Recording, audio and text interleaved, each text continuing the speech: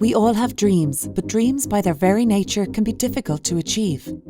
That's where Access Credit Union comes in. Whether it's going to college, owning a car, or building your dream home, your local credit union can help you to fulfill your dreams. Access Credit Union, funding dreams for over 50 years.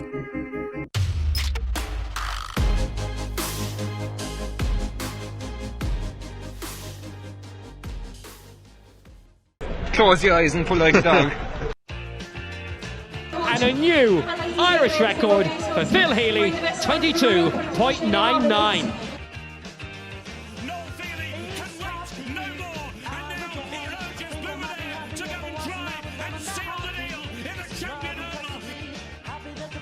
Christy Cooney hands over the Sam Maguire Cup to Graham Canty, Cork All Ireland champions for the 7th time ever. Hello and welcome to the Star Sport Podcast. My name is Jack McCarran of the Southern Star, and I'm joined as always by Star Sport editor Kieran McCarthy. Some quick housekeeping before we kick off this week's show. We're absolutely delighted to say that we've once again teamed up with Access Credit Union for the months ahead on the Star Sport Podcast, and what a couple of months we have in store. Not only is the club action set to return, more on that in a few minutes, but there's also the small matter of the Munster and All Ireland Inter-County Championships, and of course the Tokyo Olympic Games. We'll be covering all of that in great depth on the podcast, and we couldn't be happier about going on that journey alongside Access Credit Union. Access Credit Union is well known for supporting local West Cork sport at all levels, and we look forward to telling that story throughout the summer and beyond. Access Credit Union, funding dreams for over 50 years. On this week's podcast, we're going to be looking at the club season ahead, which is set to get underway this weekend after an extended lockdown break. First up, we'll be chatting to new Carbery Rangers manager Declan Hayes, and in part two, we'll be catching up with Roland Whelton of county finalists Castlehaven. But Kieran, before that, we're going to quickly reflect on another good performance from Ronan McCarthy's footballers in Division 2 of the National League. The Rebels beat Clare in a thrilling contest at Cusack Park on Sunday, and despite the fact the quest for promotion to Division 1 has ended for now, positives must outweigh the negatives after 2 wins from 3 to get this season up and running. Just before we chat Cork and Clare, Jack, I just want to double down on what you said about the Star Sport Podcast teaming up with Access Credit Union again. It's great to be back in cahoots with Access Credit Union. As we all know, they're great supporters of local sport, and like you said earlier, Jack, I'm looking forward to the journey over the next couple of months with Access Credit Union. But looking at Cork and Clare last weekend, I've been at the 3 Cork games, and this is by far the most impressive Cork performance. They won the war. They won the game 22 points to 118, but they lost the long game in a sense because they didn't get through to the Division 2 semi-final. So it was a bittersweet day for the Rebels. Good performance, good win up in Clare. And remember, Cork had lost their last 3 Division 2 league games to a very good Clare side that are well drilled by Colm Collins, and that were going quite well before this game. So for Cork to go away and beat Clare is a good sign. It wasn't enough to put them through to the Division 2 semi-finals, but they're going to go in now to the relegation playoff against Westmeath in Páirc Uí Chaoimh on Saturday, June 12th. And they'll go in high in confidence, I'd say, Jack, because there were a lot of positives to take from the game in Clare. And I was just thinking earlier about it. We were talking in the podcast after the Kildare game, and I was saying how the weather matched the mood. It was miserable up in Thurles that day when Cork lost to Kildare. There was a huge thunderstorm on the way up and on their motorway, but the sun was splitting the stones in Innis the last day. If I was out underneath the sun, I definitely would have got a 10, but I wasn't. I was tucked away under the stand, so I missed out in the sun. But the weather reflected the mood of the Cork performance, because at times they sparkled. A lot of different players shone. John O'Rourke had a really good game, the Carbery Rangers forward. That's his 3rd good game in a row for Cork. Ian Maguire at midfield again was a colossus. That man is becoming a driving force of this team. Cathal O'Mahony came off the bench just around the first half water break. He replaced the injured Kieran, and Cathal O'Mahony kicked 5 points, scored his first touch, and he looked really dangerous. Sean Meehan, the young centre-back who was on the Cork under-20 team that won All Ireland in 2019, had a super job and a super game. And Owen Cleary, who's the Clare captain and their danger man at centre-forward. Rory Dean, Jesus, he went through the wars, that man. I think he had the most possessions of any Cork player. And Ronan McCarthy told us afterwards that Rory was carried off injured from training the previous Thursday night, yet he lasted the full 75 minutes. So lots of positives to take in to the game against Westmeath on Saturday week. They'll go in, like I said, high in confidence, but knowing too that they still have a lot to work on. They coughed up an awful lot of frees.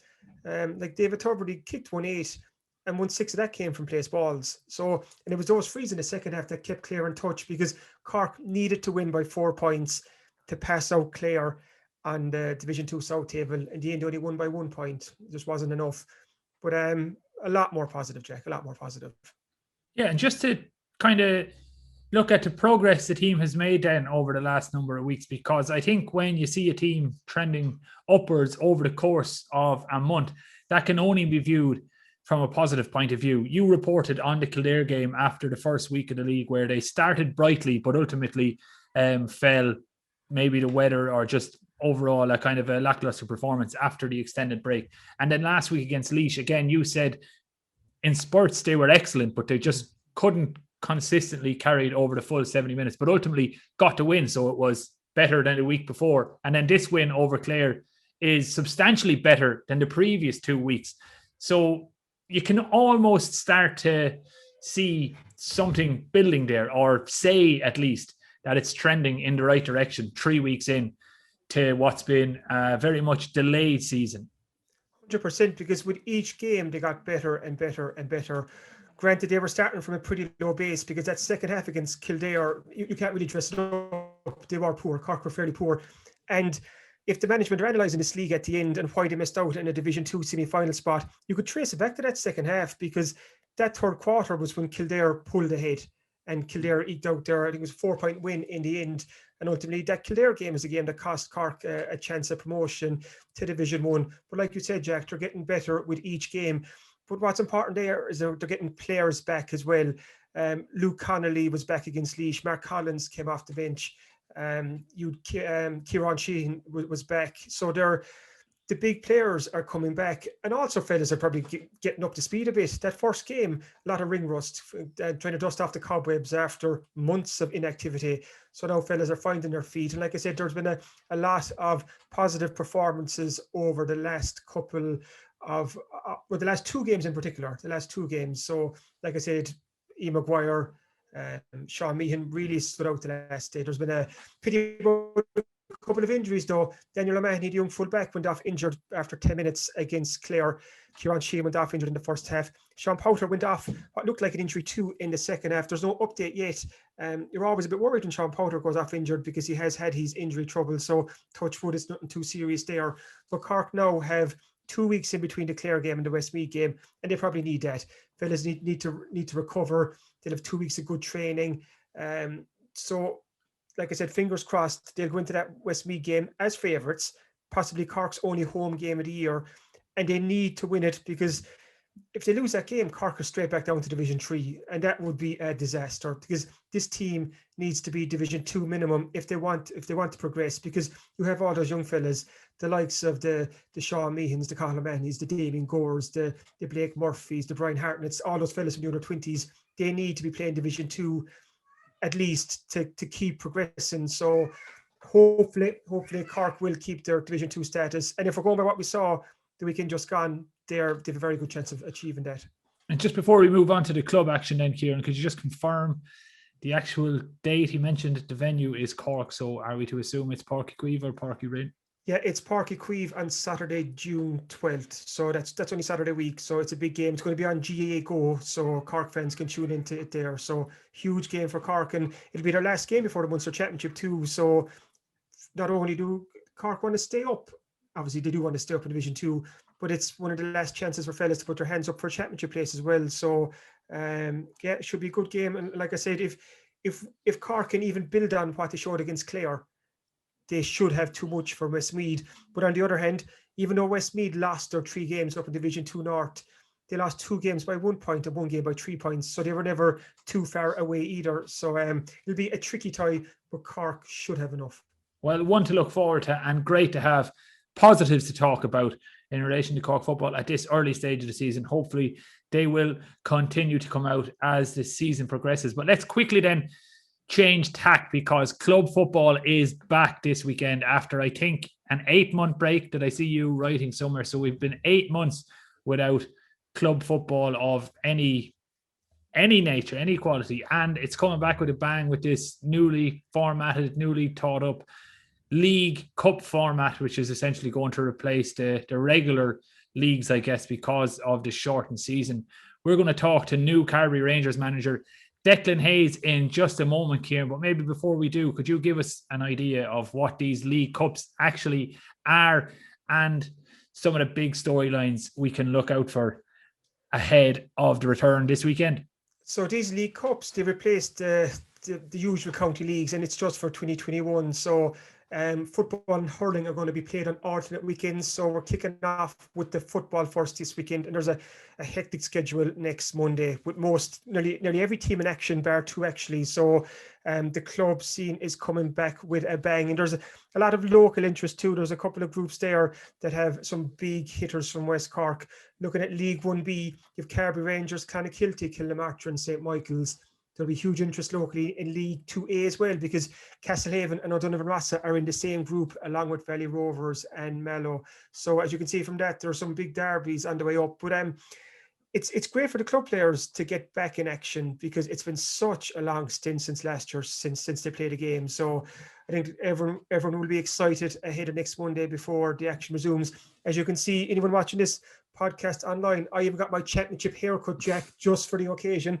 Got to the barbers last week and said take it all off, bar a tiny bit on the top. So even I'm getting excited for the return of the club action, because like I said, players have waited an awful long time to tie up their boots again, put up the socks and just get out there and play. So I caught up with Declan Hayes, the Carbery Rangers senior football manager, and he's taken over from Hawley O'Sullivan, our Star Sport columnist.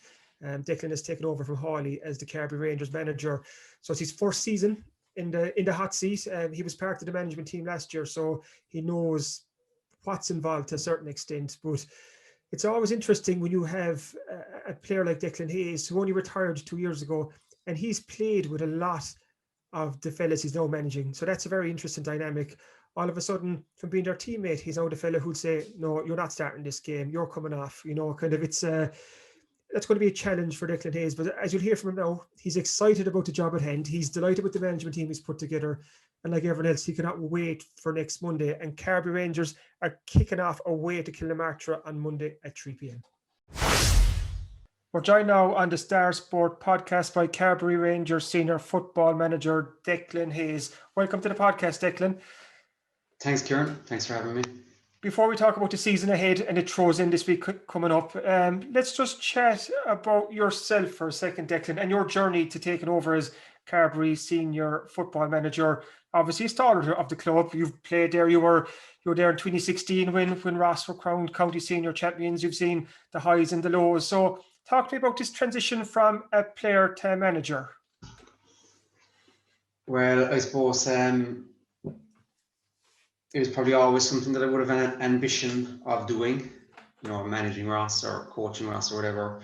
I probably did the coaching underage with the minors and stuff. And Hawley was there for the last couple of years and he stepped aside. I suppose I retired the year before last. So I went straight from a player into, a selector with Hawley.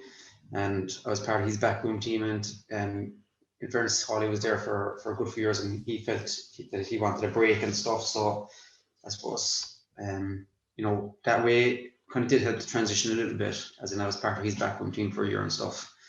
I suppose as a player, I probably do know the players very well, I know their strengths, weaknesses, I worked with underage, I know what's in the club and stuff. But I suppose I probably having played with the players, I suppose that is one of the I won't call it a negative, but I would be close to some of the players having played with them for so long and stuff. But so the transition was, I suppose, natural enough really, after being involved last year and stuff. You mentioned there about retiring that's 2019. So was that tough for you to decide to hang up your boots? No. I won't mention my age now, but if I told you my age, you'd say it wasn't tough at all. No, I did. I was very happy to finish up. A great time of it, to be honest. I loved every minute of it, but it's time to finish up. Yeah. And let's say as a player, so before you got involved with Healey and the management team last year, was the coaching and tactical side always something that interested you, even as a player? That would have been, yeah, definitely, sure. Even I'd say I was probably involved in underage and Ross with the last 10 years, be it from under 14 up to minor and stuff. And then even like obviously as a player, you'd always be interested in what we're doing and what other teams are doing and stuff. And having worked under a lot of different coaches and managers down through the years, with Ross obviously, but with Carbery division as well before we went senior ourselves. There was you'd always be interested in working with other fellas and seeing what they're doing and stuff. And you mentioned there as well that you worked under Healey Sullivan last year. He was the Carbery Rangers senior football manager last season. I know it was a very strange year for everyone, but we finally did get out on the pitch later in the summer. How did you find that being involved at the senior end of it in the management team? Did it give you a kind of a good taste of what you're going to expect coming up this year? Yeah, it did, I suppose. But like last year was difficult, I suppose, with the COVID and everything. Obviously, it was a broken season. Fellas were training on their own, doing what they could. They came back then, and I can't remember the exact dates now, but we were given a very short time period to get ready before championship and stuff. And then you had the games came pretty fast. We played a few challenge games and stuff, trying to get ready. We had no real lead up or whatever. But it was a bit difficult in a way, because of that. But I suppose I got enough to know that I wanted to stick at it anyway. I wanted a bit more. And you've like you said there, you played under some serious managers at club and at divisional level. I'm thinking, we mentioned Healey, but like Roland McCarthy, obviously in 2016 led the club to the Cork senior title. Who stands out for you over the years? So, like a manager that you would have picked up a lot from? Well, I'd say probably a little bit off all of them. Obviously, I played under Healey for the most. Like Healey took over the Ross seniors probably around 2012 or 13. And maybe even before. I can't remember the exact date now, but like we would always say like Healey probably retired as a player too soon. He started coaching us when he probably could still have been playing. And I'd say for him himself, he was playing, and he probably said, "Where can I make the biggest difference here?" And he thought he could make a difference coaching us. If you think back to the county final of 2014 against Ballincollig, in the second half, I'd say there was maybe 15 minutes to go. James Fitzpatrick and Sean Kiley both collided, and they were both out for a couple of minutes. And Fitzy was concussed and was stretched off, and Kiley got up, and like it kind of swung the game. Whereas if Healey was there at that stage, he was coaching on the sideline. He'd done a great job bringing us there, and he probably in reality should have been coming on for Fitzy when Fitzy went off. So like he probably sacrificed the end of his playing career to coach us, and he did very well. Learned to load off, and like his training sessions very enjoyable, especially the football aspect of it coming up to championship. Ronan Mack took over from Healey. He was obviously different. He was an outsider, I suppose, straight away. He was totally detached. He didn't know any of the players, so that was probably an advantage for him in a way, that he could be as as cold and ruthless as he wanted in a way, And in fairness, he had Maurice Moore working with him as well, who did a lot of good work with him, and learned a lot off them. Morris was there for a while. Shane Crowley from Skip came in for a while. Learned little bits off everyone. Going back to Carbery, Gene Desmond that played at the Bars, and he was with us for a while. A few bits from him, and obviously John Corcoran, late John Corcoran, was managing Carbery for years, and the year they won the county. And like John, anyone who knows John, he wasn't a coach, but he was a manager, and like Carbery had been there for years trying to win a county. And like I always say, Carbery should win the county every year, given their panel. And like they should have been there every year. But John, because you play some all different clubs, like Island Rovers were there, and Noosatum were intermediate for a while, Ross were there. They did brilliant picks, but like John came in like as a manager, just galvanised everybody. He had that personality. He didn't really care what club you were playing for. He kind of brought all the clubs together, and his personality really, he was a great manager, to be honest. Really enjoyed working under him, playing under him. Yeah. And I know it's kind of very early in your management career to ask this, but how would you describe your management style? Or how would you like to manage? Well, I suppose like everything else, like teaching and everything in life, things are changing. Teaching is it's not whereby you're talking and they're listening anymore. You have to give ownership to students in school.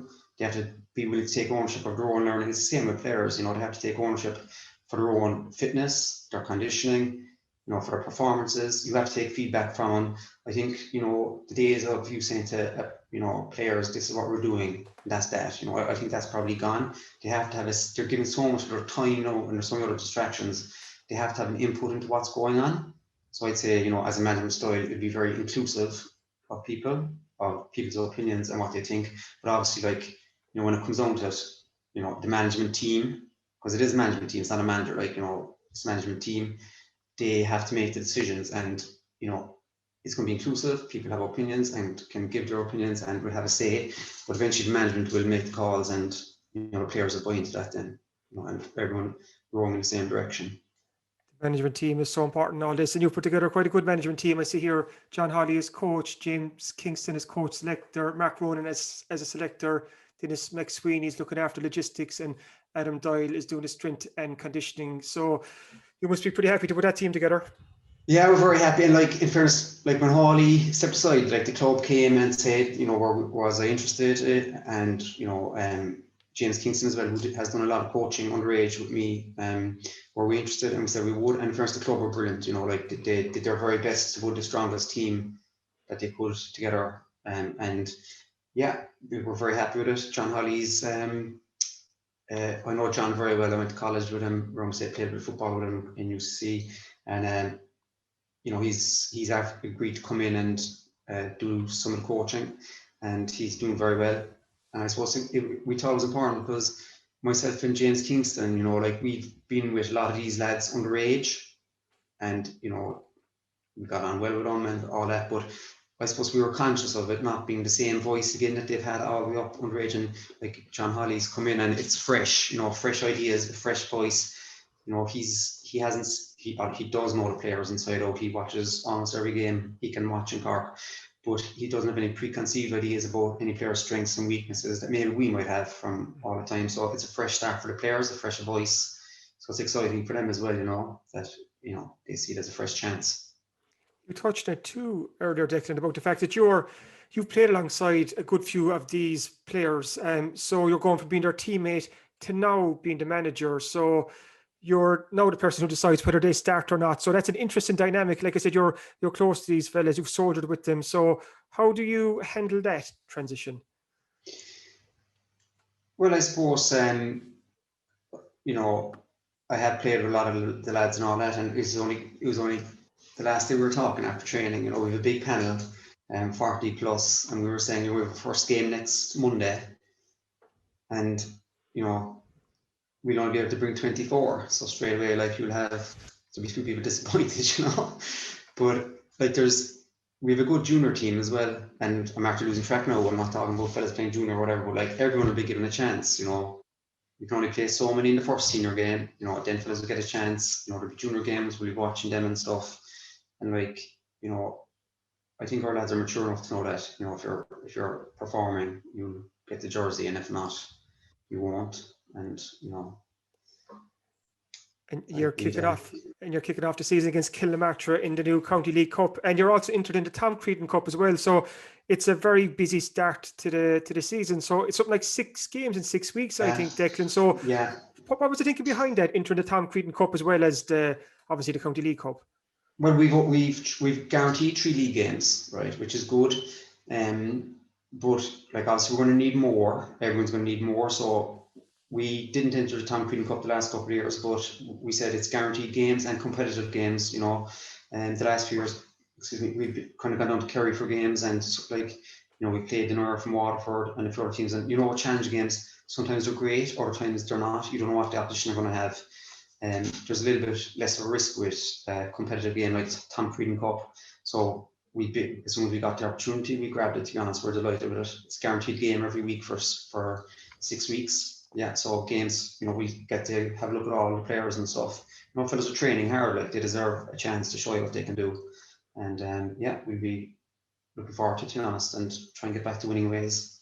And another positive is their games against good opposition, like let's say in the County League, in Kilmartra, Clan and St. Michael's, in the Tom Creedon Cup, it's O'Donovan Ross, Knocknagree, I think, in Castletown Bear. So 6 good games in the next couple of weeks. And like you said there, it's going to give you a chance to give lads a game and have a look at lads ahead of the bigger competition down the road.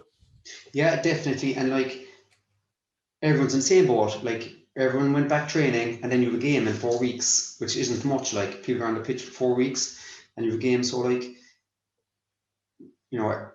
we can't expect miracles. We can't expect fellas to be flying it, fitness wise, conditioning wise, or skills wise. How many training sessions? I think we're going to have like 8 or 9 training sessions together before first match. What can you do? You can do so much. You got to work on your fitness and all that as well. So, we can't expect miracles, but every team's going to be in the same boat. And yeah, looking forward to it, obviously. Yeah. Without giving away too much of your team talk for the Kilmartra game next Monday, when you send the lads out, so what are you saying to them? Is it a performance you're looking for? Is it a result? Is it just to get minutes into the lads?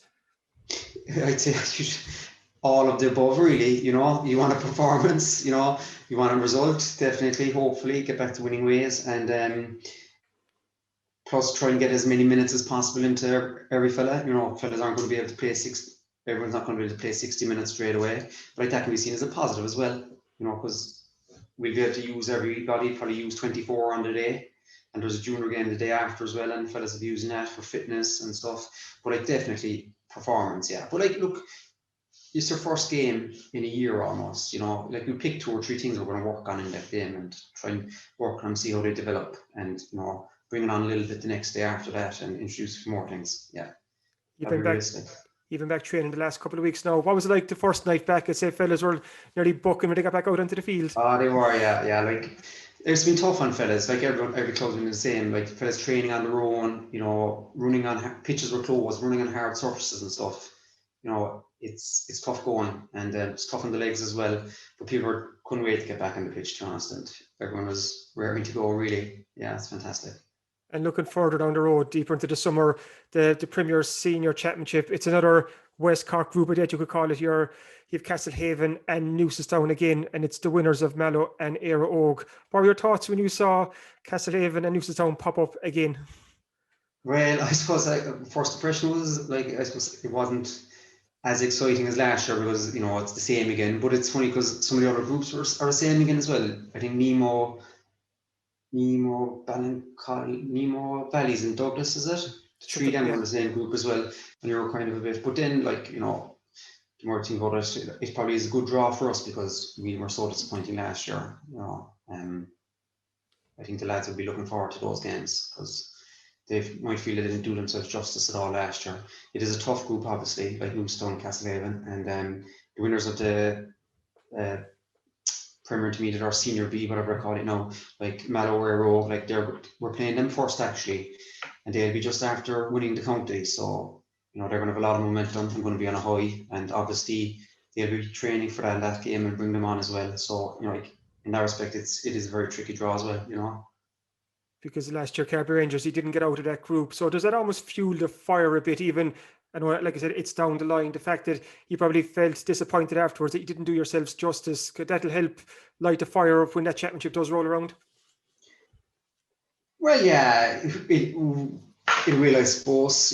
Individually, I would say fellas will be thinking about their battles over those games, and they won't be happy with them for different reasons. And obviously, it's not going to add any extra motivation on the day when you're playing those teams. But it might motivate them now in their preparation, months in advance, which will make the difference. You're hoping. That's further down the line. It all starts next Monday against Kilmartra. Much like you thought Healey could have brought the boots to that game years ago, will you be bringing a spare set of boots with you next Monday? Junior Dino, I'd say, Kieran, from now on. Or extra tough soccer or something like that. Yeah. You never know. You might be called on at some point over the next couple of weeks, Declan. But thank you so much for coming on the podcast for a chat with us. Best of luck in the season ahead, and good luck against Kilmartra on Monday. Kieran, thank you very much. We all have dreams, but dreams by their very nature can be difficult to achieve. That's where Access Credit Union comes in. Whether it's going to college, owning a car, or building your dream home, your local credit union can help you to fulfill your dreams. Access Credit Union, funding dreams for over 50 years.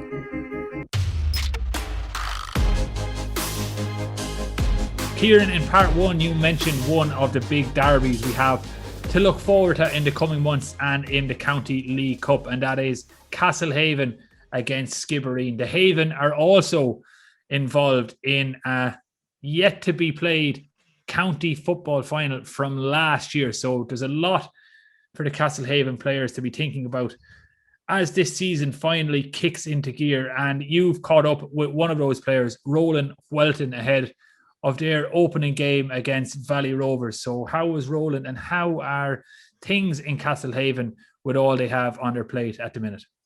Roland is looking forward, like every other club player in the county, getting back out on the pitch on Monday. Castlehaven are at home to Valley Rovers at 12 o'clock on Bank Holiday Monday, so that's their first game. And with that delayed county final against Nemo, which is scheduled in for early August, that's always going to be in the back of the Castlehaven players' minds, because that's a huge game. Haven's last competitive match was October 4th, and that was when they beat the Bars in an epic county semi-final after penalties. So you're talking, 8 months on, and they're playing their next game, and they still have to wait another 2 months to play that county final.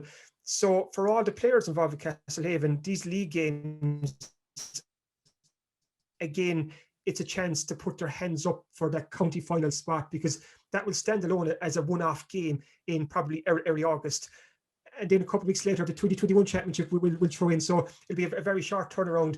But Haven aren't even thinking about 2021 championship yet. It's all about the League Cup now, getting minutes and games under their belt, and then building towards a game against Nemo, which will be a cracker whenever it comes down the road. And as we've seen how fast the days and weeks have ticked by at the moment, early August will be here before we know it. And hopefully by then, we'll have fans in there, touch wood, could be such a great occasion.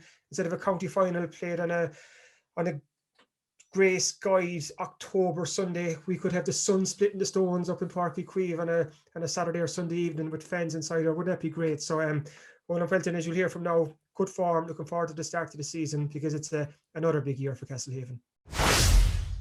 We're joined now on the podcast by Castlehaven's Roland Whelton to have a quick chat about the GA season that throws in next Monday. Welcome to the podcast, Roland. Hi, Kieran. How's it going? Not too bad, not too bad. You must be looking forward to Monday. You're kicking off your County League Cup campaign against Valley Rovers. And I was just checking there. It's been such a long wait since your last game. That was the county semi-final win against penalties against the Bars back on October 4th. That must seem like a world away now.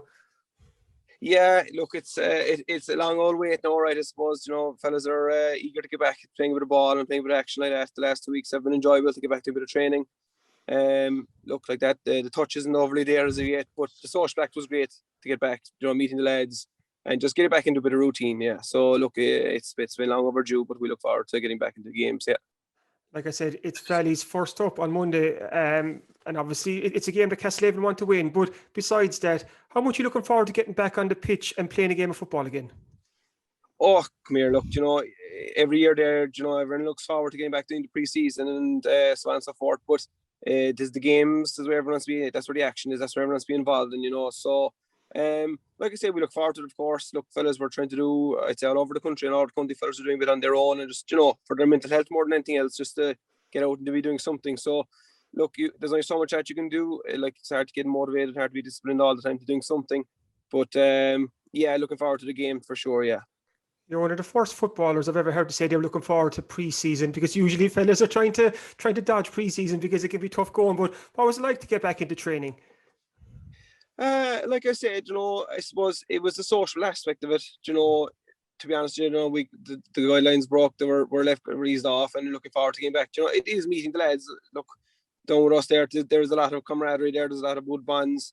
There's a bit of crack. Look, everyone wants to be there to put in their shift and get their session done. But there's a good bit of banter there too, and that's what it's all about. You know what I mean? Tis look, everyone, there's nothing done easy without getting a reward, so you have to put in a bit of graft to get the fitness up. But like I said, there was a certain amount done on fellas' own maybe, but nothing compared to the game situations. And, you know, the kicking, like the legs weren't used to it. All this you can do certain amount of walking, running, but the contact of maybe games, the body isn't used to it, so it takes a bit of adjustment for sure.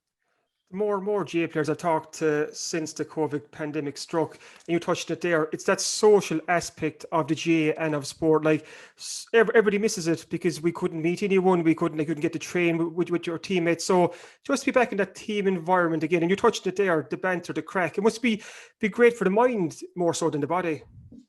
Oh, completely.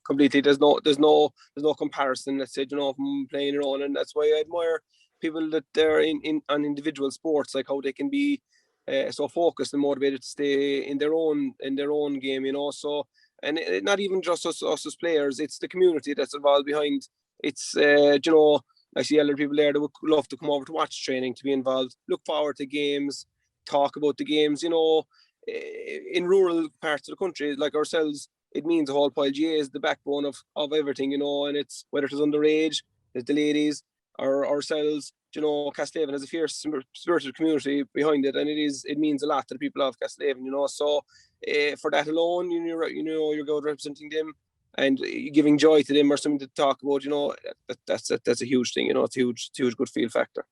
And you'll hope that you'll give the Castlehaven fans something to smile about next Monday when you take on Valley. So looking at the League Cup, it's Valley's, Skib and Mallow. What are your thoughts on that group? Yeah, look, I suppose they're not the teams that we'd have regular encounters with. We have played the Mallow all right in a league final in previous years there, and they've always been a hard battle for us. They're a very strong, physical and good team to move the ball. So I think they're actually possibly in our championship group going forward for 21. So that's to be seen, to be set in stone as of yet. Valley is again another strong physical side, very dangerous up front, and a very good championship side. You know what we've seen of them. So look, there'll be nothing easy with it. And of course, playing out in Rasa, you know, there'll be a bit of rivalry, this and that, you know. But Skib will always up their game for us. And yeah, look, just look forward to playing games or anything. Look, the results, I suppose, in the day won't be the being in the all, but it's just about, you know, getting game time under the belt and getting, you know, touching blood in younger lads there. You know, when you're missing the 6 lads with Cork, it's very hard to come. You know, you see a third-year team, it's hard to think, but it does let opportunities for others, and especially like that, you know, it's good time for the blood younger lads to get a bit of game time under the belt. With Castlehaven, there's obviously that 2020 Cork Premier Senior Football Final against Nemo that's yet to be played, and I think they're talking early August for that. Is that game always in the back of the mind, Roland? Yeah, sure. Look, you know, I suppose when you start out any year, your aspirations are always a final, whether it's a West Cork final or a county final or All Ireland final. Everyone wants to, you know, dream towards being in the final and winning it, of course, you know. So, of course, you know, it was always great to have in the back of the mind because it was fuel to get you going, you know. During your first game back could be a county final, and often you can say that. But yeah, look, it's great to look forward to, of course. Like I said, you know, they don't come around too easy or too often. So when you're there, you have to look forward to it, you know, you have to enjoy it and try to be ready for it. And I suppose the County League Cup too is a chance for fellas to put their hands up to James back in the management team to try and force their way into the county final team. Completely. Like you say, sure, the Bars game was 10 months ago, and, you know, between injuries and so on and so forth, of the long game with extra time penalties, you know, we used the full tank of subs as well, like, you know. So form, as you say, from the end has gone out the window. It's a clean slate. Now we're getting back at the pitch. And there's a short window of opportunity, but there's definitely a chance for us to put up their hands, for sure, yeah. And I know the county final against Nemo, it'll be very much a standalone game. It'll be, 10 months after the semi-final against the Bars. But hopefully we might have fans back then. Could be a warm August kind of Saturday or Sunday. Like, it could be a fantastic occasion for everyone involved. So, again, it must be something to look forward to. Yeah, look, it's great. Look, all going well. The weather would be in our favour going forward. Hopefully we'll get a bit of summer. But yeah, it's great to look forward to it. The build-up, like you say, won't be the exact same as, you know, other years there. The business end of the year, the quarterfinals might be played, and the semi-final senior and the final could be played off fairly fast, depending on the hurling or every second week, you know. So the momentum won't be there, in preparation won't be there as much, and the momentum is the huge thing, I think. But look, it's the same for both sides. Nemo obviously have lads involved with our Cork as well, and, you know, we have a good healthy rivalry with them. We give them utmost respect because, you know, like their name precedes themselves, you know. So look, we know we'll be underdogs going to that game. They'll obviously be, you know. like I say, their name precedes them. So we look forward to it, you know. I was looking at the Roll of Honour there, and it's 2013 the last time Castlehaven won the senior football, and I was surprised by that. It seems, 8 years ago, when you consider the panel of players that Castlehaven have, and you touched there like 6 lads in Cork, do you think you could have picked up 1 or 2 more along the way? Yeah, look, I suppose we had been on a good run that time there. Look, 11 obviously didn't work in our favour. We lost UCC. We came back in 12 and 13. So, and then in 15 again, which was actually Nemo's the last time we locked horns in the final. So, to be honest, it was the first day, the drawn game. We felt that we probably could have won it, but we just didn't take our chances. And on the second day, Nemo just learned more, I suppose, and they were hungry for it, and they were better side on the day. So we can't have no faults with that, So, yeah, look, we're glad to be back there, let's say. And like you say, 8 years is a long time. So, yeah, look, we'll look forward to try to settle that one come August. And you're one of the more experienced players on the team. I'll put it that way. So how was the appetite and hunger for you coming back season after season? Look, I don't know about the experience, but the years are shoving on now, all right. But yeah, look, like that. It is until you nearly get into your later 20s and earlier 30s that you start appreciate it a bit more. I think that you know that your years are starting to come close to the end. But yeah, look forward to it greatly. Like I say, you probably appreciate that a bit more. You take it for granted when you're in your mid-20s there, whether you're winning or not. Look, there's always next year and there's this and that, but the years don't belong flying by. So, and like I say, county finals don't come around too often. So, we'll hopefully prepare best way we can for it and give it a good shot anyway. There's plenty of years and plenty of mileage left in you yet, Roland. But I see you were involved in the Castlehaven under-21 management team last year. Is that the side of the game that interests you? Yeah, look, it's always great to give back, I suppose, and to be honest with you, a lot of the younger lads are training with us in the under-21 panel anyway, so it's easier for us to see how they're going at training, and when they're involved. And yeah, look, definitely, the club is a big part of our community, and it's great to be involved. So yeah, look, down the line might be something more stone when the boots will be hung up for sure. But yeah, look, great to be involved. And look, we have a good setup there with the senior as well. But James back, and he, Brindisi and Bernie Collins, John Clare on them. So there's plenty of experience there as well. And they're always overwatching the likes of the 21s, the junior, the minors, to see who's playing well, and they're keeping a close eye and everything. So it isn't like anyone that's playing in the other grades, their work isn't being unseen, So yeah, it was great to be involved. Like I was saying, those boots won't be hung up for some time yet, but best of luck this season, Roland, and best of luck on Monday against Valleys. Great stuff, Kieran. Thanks very much. The Star Sport podcast is brought to you by Access Credit Union. Access Credit Union, funding dreams for over 50 years. Okay, Kieran, before we wrap things up on this week's Star Sport podcast, we're, of course, going to preview this week's Star Sports section. And I can only presume that it's chock full of club action, inter-county action, just GAA across the board. Yeah, 100%, Jack. It is absolutely stacked this week, and there's something there for every sports fan. Obviously, the Cork and Clare game, it gets a couple of pages, and also we never touched it yet, but the Cork and Dublin ladies football game in Páirc Uí Chaoimh last Saturday night, especially that second half, it was a game for the ages. 7 goals, trills, spills, saves, points, you have it. It was packed with drama. So we've 2 pages reflecting on that Cork and Dublin epic, because they were last year's 2 All-Ireland finalists, and the Cork ladies footballers are now away to Waterford this Sunday, and they need to beat the Dacia if they want to get through to the knockout stages. So plenty happening there. We caught up with Paddy Murray too, the Cork senior camogie manager, to reflect on their win away to Waterford last weekend in the league. Quite a hard-hitting game. A couple of Cork injuries that Paddy is not too happy about at all, and you can read about that in Thursday's Southern Star. In Hawley O'Sullivan's column this week, he's looking at the impact of his fellow clubman, John O'Rourke. And I mentioned earlier, John O'Rourke has been one of Cork's most consistent forwards so far in the league, and he kicked 4 points against Clare last Sunday, including the winner. And it looks like he's found a bit of consistency in the Cork jersey, because as good as a footballer as John O'Rourke is, sometimes he just hasn't delivered as much as he could for Cork, whether he's been played out of position or what have you. But he's finally looking like the player that we all know he can be in a Cork jersey. So Hawley O'Sullivan, as a fellow Ross Carbery man, and as a man who managed and coached John O'Rourke, gives some great insight into the Ross Carbery man. But away from GA for a moment, we've Martin Walsh has a great interview with Kayla Cole. She's a young gypsy teenager who's making her mark in the world of motorsport, so well worth checking that out. I've caught up with Lydia Heaphy, the Skibbereen rower, who won a silver medal at World Rowing Cup 2 in Lucerne recently, and that was a very important medal for Lydia Heaphy because it was her first senior international medal, and it's proved to her that she's good enough to compete with the best in the world. So she's taken a lot of heart from that. So that's well worth checking out as well. Phil Healey set a new PB last weekend in the 400 meters, and she's closing in on qualification for the Olympics in the 400 as well as the 200 and the relay. So that's very much a live story this week. Phil Healey is racing in Gothenburg this Wednesday night. She's in the Netherlands this weekend in various races as she looks to rack up the qualifying points for Tokyo. There was we also have Conor Horan in there. Darren Sweetnam got 2 tries for La Rochelle, and there's so much more as well. We've about the return of schoolboys soccer.